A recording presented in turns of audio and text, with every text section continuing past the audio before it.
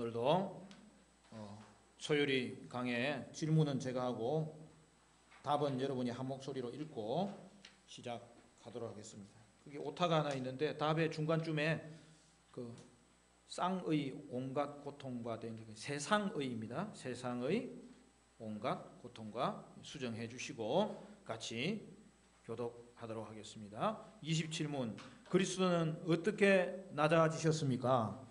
그리스도는 인간으로 태어나 비천한 환경에서 자라며 율법에 복종하고 세상의 온갖 고통과 하나님의 진노와 십자가에서 저주의 죽임을 당하고 무덤에 묻히며 잠시 동안 죽음의 세력 아래에 계심으로 낮아지셨습니다.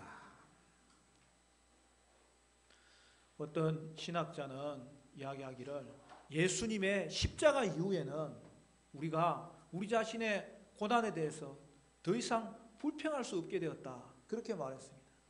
여러분, 그 말이 사실이지 않습니까?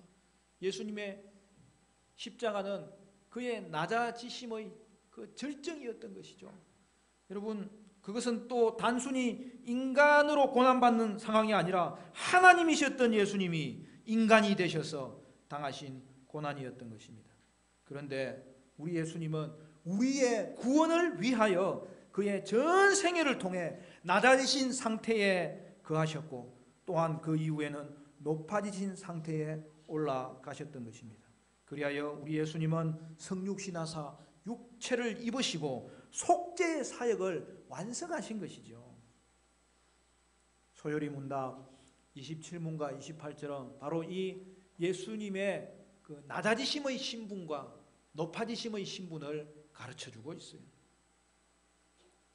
우리가 이전에는 이것을 비하의 신분과 성귀의 신분이었다, 그렇게 말했죠. 훌륭한 크리스찬 작가인 C.S. 루이스는 그리스도의 낮아지심에 대해서 말하기를 양떼를 구출하기 위하여 자신을 희생하여 직접 양이 된 목자다, 그렇게 비유했습니다.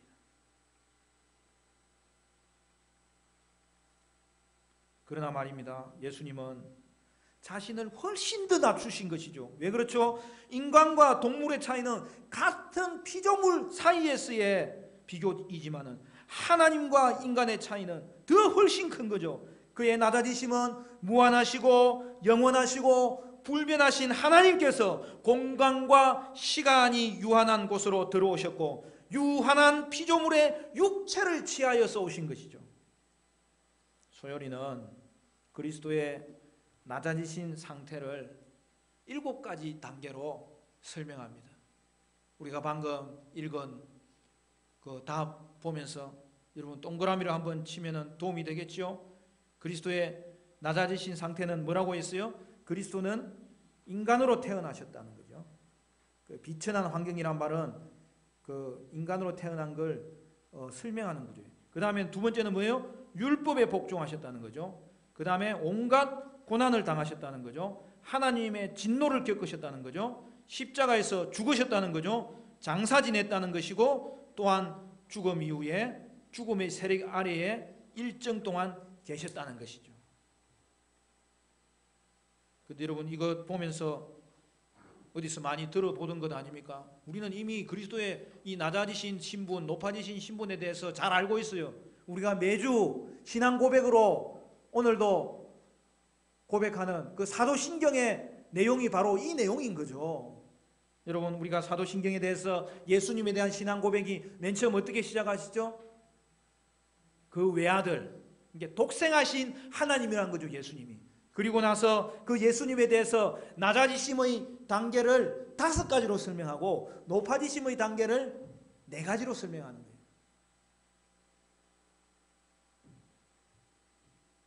낮아지심의 단계를 뭐라고 설명했죠? 그 외아들 우리 주 예수 그리스도를 믿사오니, 그 다음에 뭐라고요? 이는 성령으로 잉태하사 동정녀 마리아에게 나시고, 그 다음에 본디오 빌라도에게 고난을 받으시고 십자가에서 죽으시고 장사되시고. 그러면 하나가 남았는데 우리나라 사도신경에는 생략된 게 있어요. 지옥에 내려가시고, 원래는 그게 있는 거예요. 그 다음에 높아지심의 단계는 뭐예요?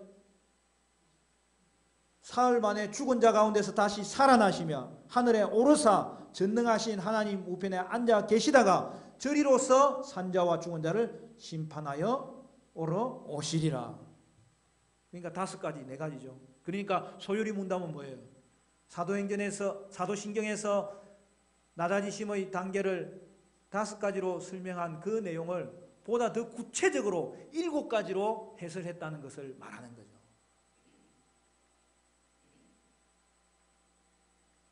그리스도는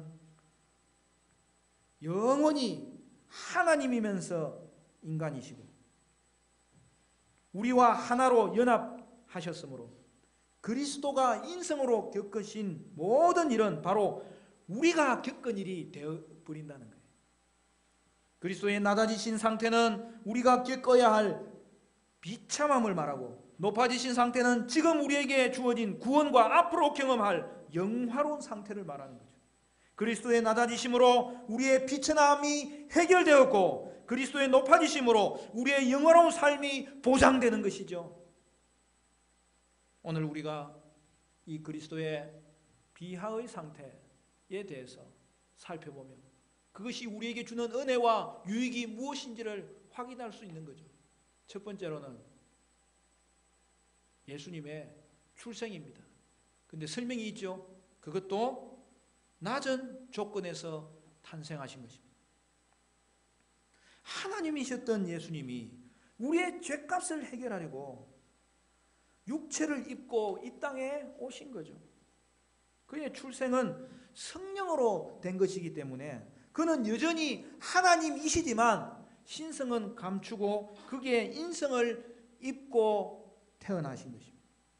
그리하여 예수님은 인간의 이 육신의 연약함과 고난과 죽음의 영향 아래에 들어가신 거예요. 하지만 죄는 없으십니다. 소율이는 예수님의 출생에 대해서 말하면서 한 가지를 꼭 덧붙여요. 뭐라고 되어 있죠? 인간들 중에서도 낮은 조건에서 태어나셨다는 거예요. 예수님은 온 세상의 왕이시지만은 그는 궁전에서 태어나지 않았을 뿐만 아니라 도리어 우리의 일반적인 조건보다도 더 낮은 조건인 비천한 마국간의 구유에서 태어나셨다는 거예요. 제가 한 번씩 질문하지만 여러분 마국간에서 태어난 분 혹시 있습니까? 그러니까 전에 어떤 분은 목사님 저는 길에서 그냥 갑자기 태어났어요. 그래도 마국간보다 낫지. 바로 집으로 들어갈 수 있잖아요. 여러분 그렇다면 이제 우리에게는 할 말이 없는 것입니다. 예수님은 여러분보다 더 못한 환경에서 태어나신 사실을 기억해야 됩니다. 그렇기에 우리 예수님은 여러분의 모든 힘든 상황을 다 아신다는 거죠. 예수님께서 이해하지 못할 인생은 아무도 없다는 사실을 오늘 우리에게 보여주시는 장면이에요. 또한 예수님이 태어난 나라는 어디입니까? 로마의 지배하에 있었던 식민지 이스라엘이었습니다. 저는 이 부분을 묵상하다가 얼마나 내 마음이 녹아내렸더니 사실 일본 놈들이 일제 치하에 고통 준 것을 진심어리 마음으로 사죄하지 않을 때 저는 피가 막 거꾸로 솟아요. 뒷골이 땡겨요. 그런데 그때 우리 예수님도 그러한 곳에서 태어나신 것을 생각할 때 내 마음에 이 분노가 싹 녹아내립니다. 이제는 더 이상 그런 문제로 내가 자존심 상해해서는 안 되겠고 구주를 생각만 해도 내 마음이 좋거든. 그 얼굴 배울 때에야 얼마나 좋으랴. 우리 예수님 생각하며 우리의 형편을 이미 다 알고 계실 수밖에 없는 것은 그가 친히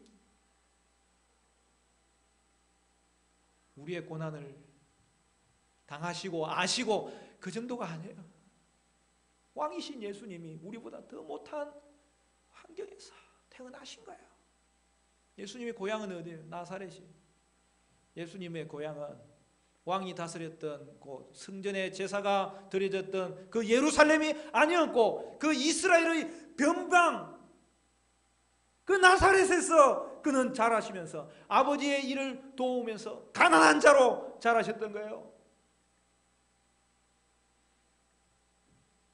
예수님의 출생은 비천한 나라와 비천한 고향과 비천한 장소에서 나신 것으로 이로써 예수님은 우리의 연약함을 다 아시고 체휼하시는 분이라는 사실을 기억합니다. 체휼이 뭐죠? 몸으로 긍휼을 하신다는 거예요. 우리 예수님은 체휼하시는 분으로서 우리의 연약함을 그가 몸소 느끼면서 긍휼을 베풀어 주시는 분이십니다. 두 번째로 그리스도의 낮아지심은 율법에 복종하신 것입니다. 예수님은 하나님으로서 율법을 만드신 분이고 우리에게 율법을 주신 분인데 그가 이 땅에 육체를 가지고 나심으로 말미암아 율법 아래에 들어오신 것입니다. 그리하여 예수님은 아담과 그의 후손이 지키지 못했던 율법 아래에 태어나 그 율법을 모두 지키는 삶을 사신 것이죠. 많은 사람들이 예수님이 죽으실 때 행하신 대속사역에 대해서는 잘 알지만 예수님이 살아계실 때에 율법을 지키신 것에 대해서는 잘 모르고 있는 것 같아요. 예수님은 대속의 죽음으로써 사람들의 죄책을 해결하셨고 또한 모든 율법을 지킨 그의 삶으로써 우리에게 하나님의 자녀가 되는 권리를 선물하셨습니다. 십자가에서 예수님은 그가 행하신 율법의 모든 의를 우리에게 넘겨주신 것이죠. 예수님이 자기를 낮추어 율법 아래에 나셨기 때문에 오늘 우리는 하나님의 양자가 되는 놀라운 축복을 누릴 수 있게 되었습니다. 세 번째로 고난을 겪으신 일입니다. 소요리 원문대로 하면 이 생의 여러 비참함을 겪으신 것입니다. 아담과 하와는 범죄로 인하여 저주 아래 놓이게 되었고 인류의 삶은 비참의 상태에 놓였습니다. 그리하여 예수님은 아담과 하와의 죄로 인한 이 고난을 몸소 겪으셨습니다. 예수님의 생애는 실로 고난의 생애였습니다. 예수님은 배고픔과 피로, 고통과 외로움, 슬픔을 느끼는 등 모든 육체적인 고난을 당하셨습니다. 뿐만 아니라 죄를 싫어하시는 예수님으로서 보통 인간이 경험하지 못하는 영적인 고통까지 겪으셨습니다. 사탄의 공격을 받으시고 예수님을 반대하고 대적하는 자들에게 미움과 죽음의 위협을 받으시고 가까운 가족조차도 가족이 그를 이해하지 못해줌으로 오해를 받으셨고 고향에서조차도 배척당하셨습니다. 생의 마지막에 사랑하는 제자로부터 배신을 당하시고 결코 떠나지 않겠다고 한 베드로도 예수님을 저주하며 도망쳤습니다. 근본 하나님의 본체이신 예수님에게는 삶이 인간의 삶 그 자체로 고난이었습니다. 가장 거룩하신 그분이 죄로 가득 찬 사람들을 수용하고 이해하고 그들을 가르쳐야 하는 그 고난을 감당하셨습니다. 그래서 구약 시대에 그분의 고난에 대해서 이사야는 이렇게 기록하였습니다. 이사야서 53장 3절은 이렇게 말합니다. 그는 멸시를 받아 사람들에게 버림받았으며 간고를 많이 겪었으며 질고를 아는 자라 마치 사람들이 그에게서 얼굴을 가리는 것 같이 멸시를 당하였고 우리도 그를 귀히 여기지 아니하였도다. 예수님의 고난은 멸시를 받고 강고를 겪고 질고를 당한 것이죠. 네 번째 단계는 뭐예요? 그의 고난 받으심 이후에 하나님의 진노를 겪으신 것입니다. 그리스도가 받으신 고난은 십자가의 죽음이 가까워질수록 더 컸습니다. 특히 그리스도가 겟세마네 동산과 골고다 언덕에서 겪은 고뇌는 사람들에게 드리운 하나님의 모든 진노를 그가 대신해서 다 받아내는 처절한 고난이었죠. 예수님은 고난 중에 제자들과 함께 기도해 달라고 제자들에게 요청했습니다. 십자가의 고난을 피할 수 있으면 피하기를 간구하기도 했습니다. 예수님이 감당하신 십자가의 고난을 피할 수만 있다면, 왜냐하면 그것은 예수님이 피하고 싶었던 하나님의 진노였기 때문입니다.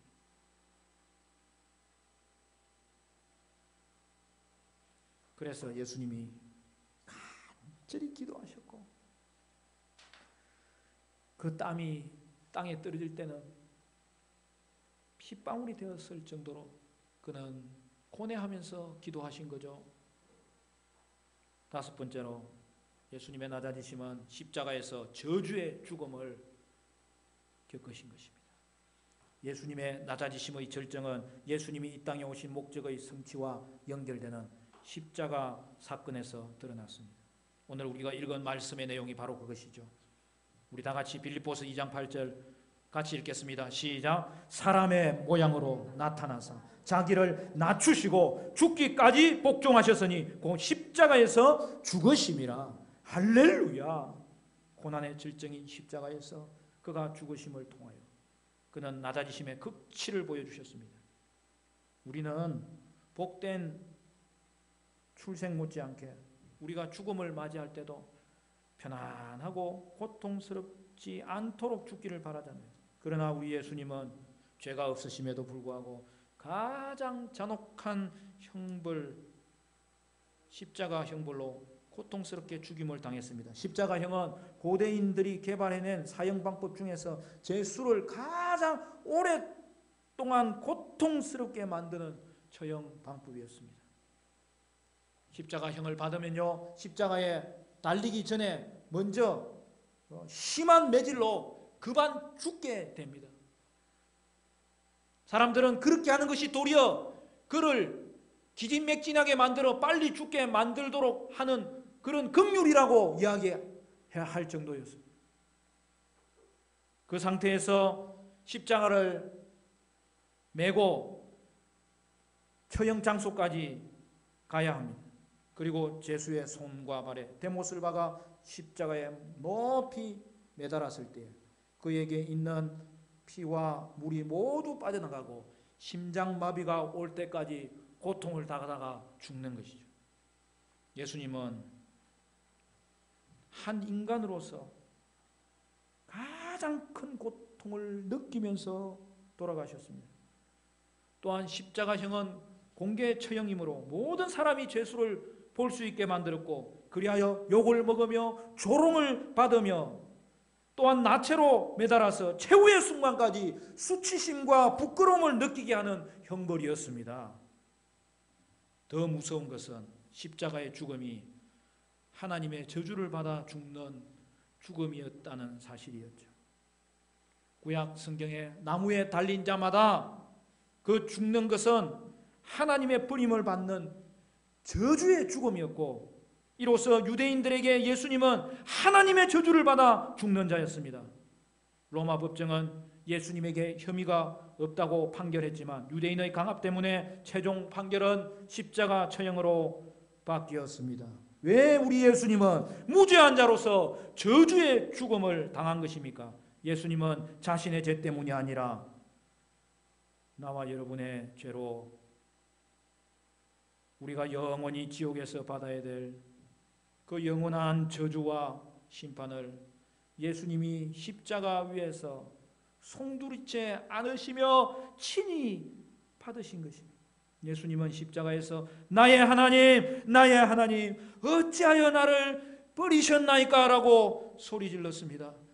사람들의 죄로 인한 하나님의 진노가 그에게 다 쏟아지는 죽음을 당하셨고, 그래서 그의 영과 육이 하나님으로부터 분리되는 그러한 감당하기 힘든 고난을 당하신 것이죠. 최후의 심판날에 예수 그리스도의 십자가의 피로 구원받지 못한 자들은 예수님이 두렵고 떨었던 그 저주와 형벌을 직접 당하게 될 것입니다. 그러나 우리에게는 심판이 지나갔습니다. 죄로 인한 모든 저주와 진노와 분리와 심판이 나에게는 떠났습니다. 심판이 나에게는 없습니다. 여섯 번째로 그가 묻히신 것입니다. 예수님은 장사되어 무덤에 묻히셨는데 이는 그의 죽음이 확실하다는 것을 보여준 거죠. 예수님의 죽음을 확인하고 그를 묻었으므로 그의 죽으심이 확실하였고 그의 죽으심이 확실한 만큼 그로 인하여 우리의 죄값도 이제는 해결되었습니다. 십자가에서 죽으신 예수님은 아담에게 말씀하신 대로 흙으로 돌아가는 과정을 따라 무덤에 장사되었습니다. 물론 예수님의 죽음에도 불구하고 예수님의 육신은 썩지 않았습니다.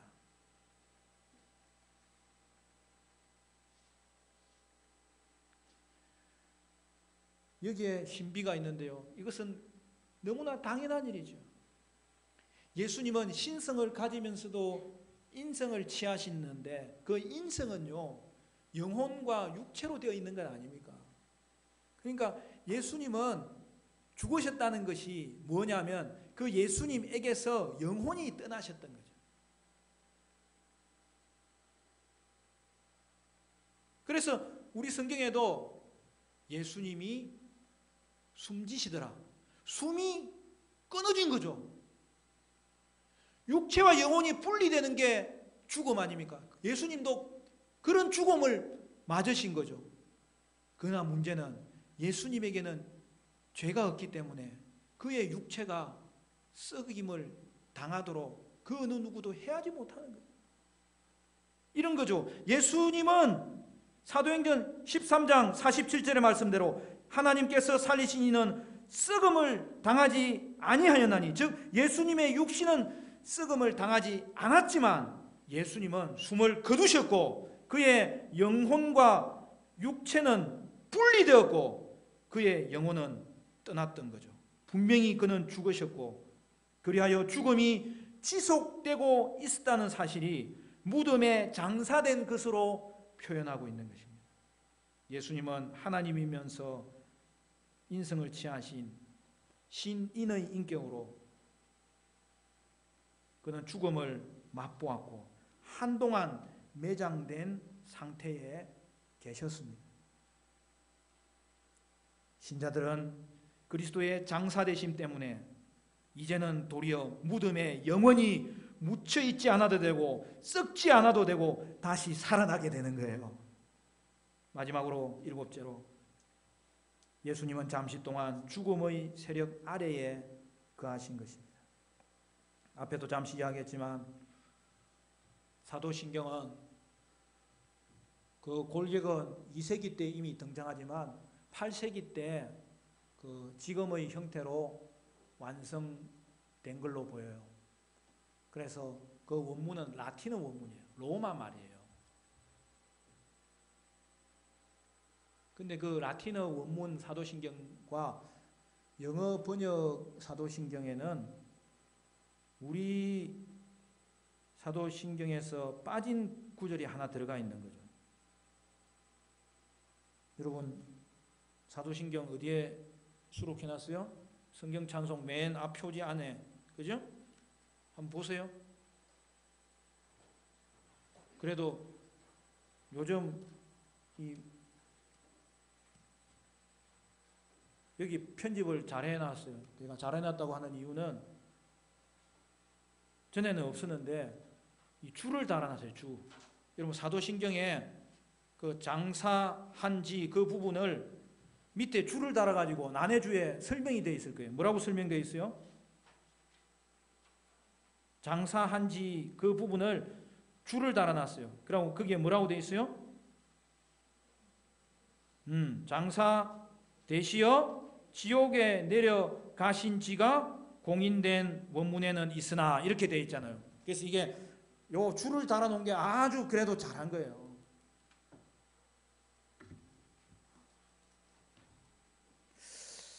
여러분, 그 사도신경에는 지옥에 내려가사 부분이 들어가 있는 게 맞는 거예요.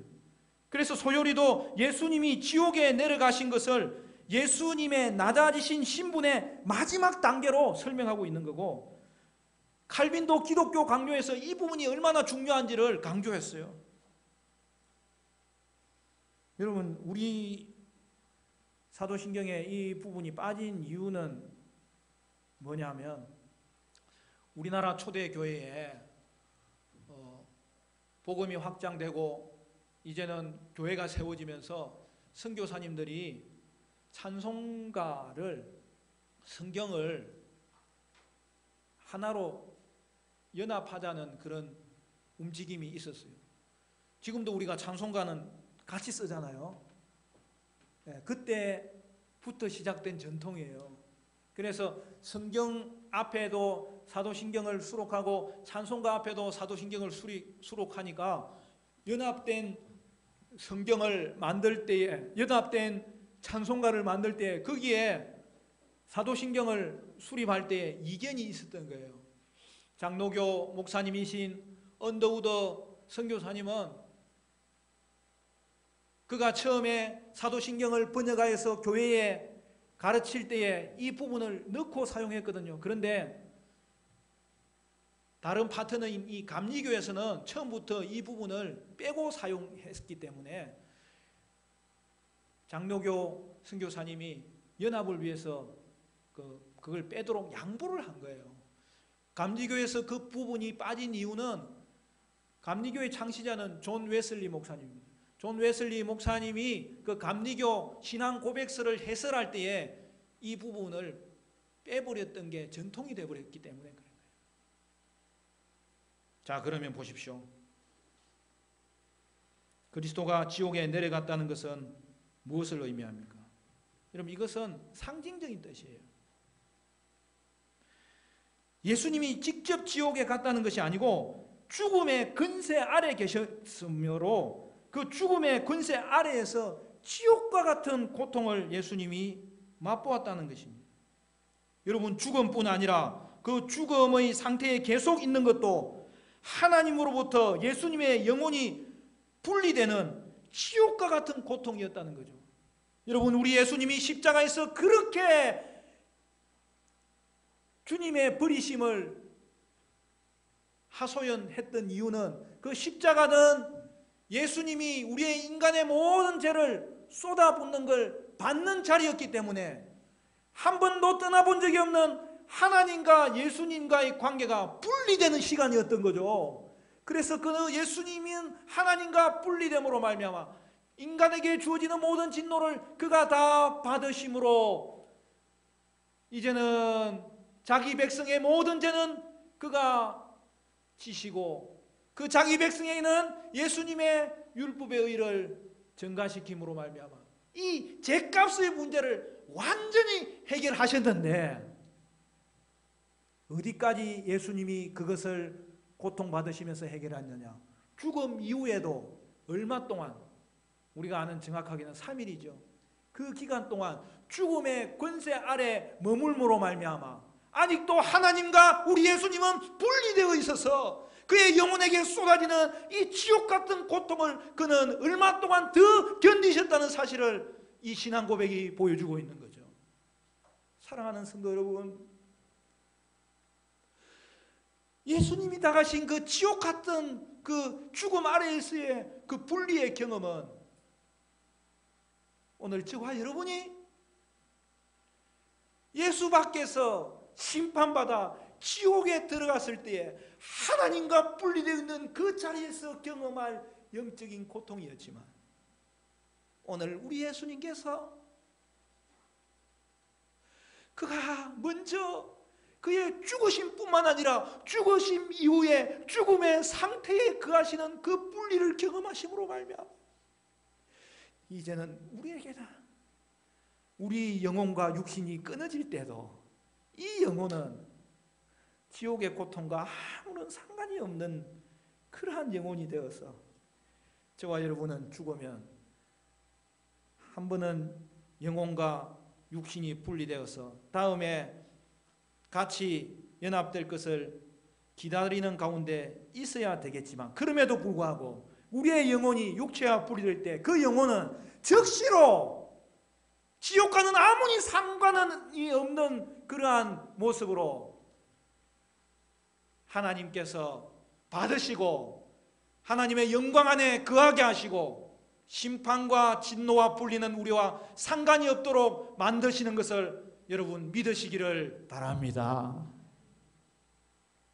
말씀을 맺겠습니다. 우리 예수님은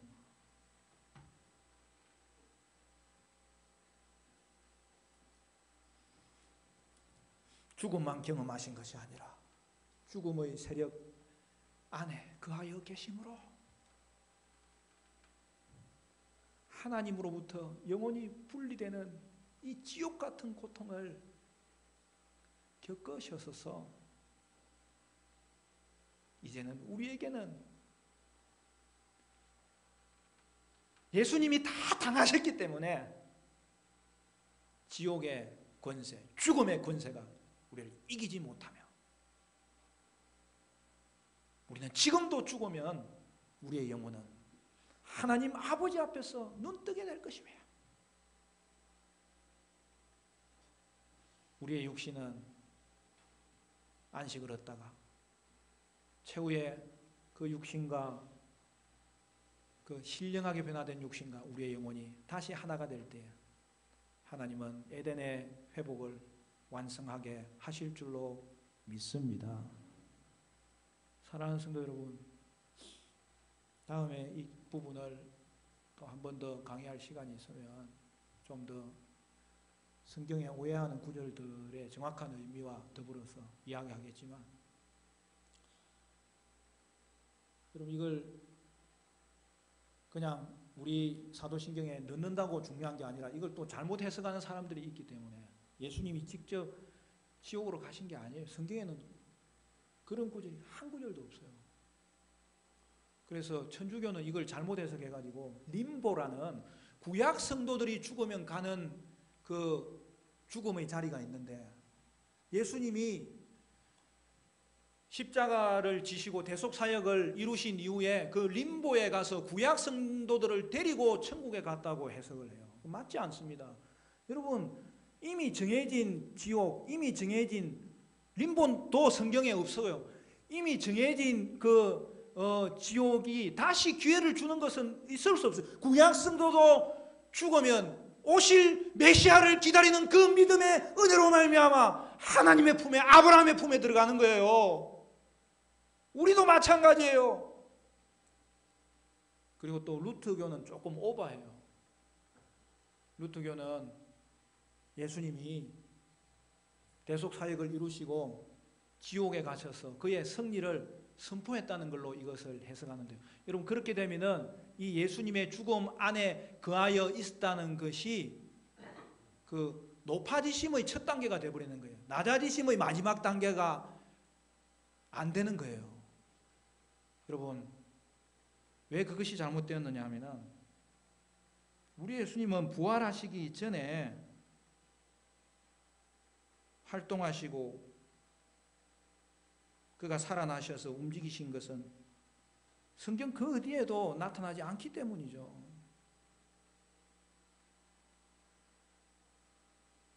우리 예수님은 우리를 위해서 죽으셨을 뿐만 아니라 죽음 이후에 죽음의 세력 안에 거하심으로 지옥 고통을 우리 대신 맛보셔서 죽음뿐만 아니라 죽음 이후에 우리가 당할 지옥의 고통까지도 다 끌어안으시고 그가 당하심으로 말미암아 오늘 저와 여러분은 죽음이 결코 하나님과의 분리는 아닐 뿐 아니라 여러분 우리는 죽은 이후에 우리의 영혼은 즉시로 하나님 앞에 나아가게 될 것이고 그로 인하여서 영광 속에 들어가게 될 것이고 우리의 육신은 무덤에서 잘 관리받고 부활을 기다리게 된다는 사실이죠. 따라서 성숙한 신자는 결코 죽음을 두려워하지 않습니다. 그리스도의 비하의 신분을 통해서 주시는 이 놀라운 은혜를 깨닫는 자는 죽음을 자연스럽게 받아들이고 영생으로 나아가는 영광스러운 길로 받아들이게 되기 때문입니다. 사랑하는 성도 여러분, 그리스도께서 그의 낮아지심을 통해서 이루신 구원의 놀라운 은혜를 생각하며 그 주님을 더 깊이 찬송하고 감사하시기를 바라며 여러분도 그리스도의 남은 고난에 동참하고 겸손히 주를 섬기고 주님의 교회를 섬기고 주님의 영광스럽고 복된 길을 믿음으로 따라가는 복된 하나님의 사람으로 살아가시기를 주님의 이름으로 간절히 축원합니다.